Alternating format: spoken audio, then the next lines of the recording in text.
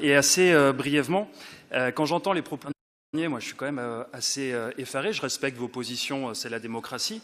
Néanmoins, je suis extrêmement fier que nous puissions continuer à porter notamment des politiques de soutien à la diversité culturelle et linguistique, mais aussi aux enjeux bretons dans une optique d'interculturalité. Parce que c'est bien de cela dont il s'agit.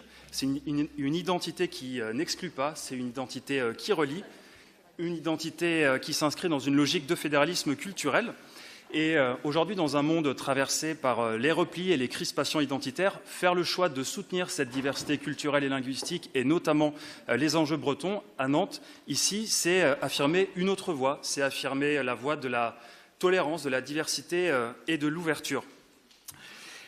Et cette ambition, très concrètement, et je vais faire assez brièvement, nous allons avoir l'occasion de la faire vivre à Nantes dans les prochaines semaines avec l'accueil de la Redadec 2026. La Redadec, c'est quoi? C'est un événement qui est absolument unique, qui va réenchanter notre ville, pour faire plaisir à notre groupe d'opposition. C'est une course relais de plus de 2200 km, sans interruption, de jour comme de nuit, à travers toute la Bretagne. Et pendant plus d'une semaine, des milliers de participantes et de participants se relaient dans une formidable dynamique populaire pour porter un message simple et puissant, faire vivre et transmettre la langue bretonne.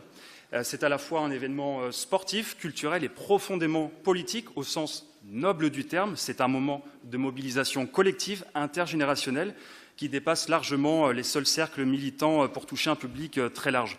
Aymeric Sasso, tout à l'heure, parlait de l'affaissement en cours. Et bien là, justement, avec cet événement, nous avons un temps qui dure une semaine, qui va à rebours, qui est un événement de résistance, et très loin, là aussi, de l'entre-soi culturel évoqué précédemment par M. Foulques-Chambardelot. Et je vais terminer là. Oui, accueillir la Redadec, c'est ainsi donner à voir, à l'échelle de toute la ville, ce que nous défendons ici, une culture vivante, populaire, ouverte et profondément émancipatrice. Trugavras Deor, merci à vous.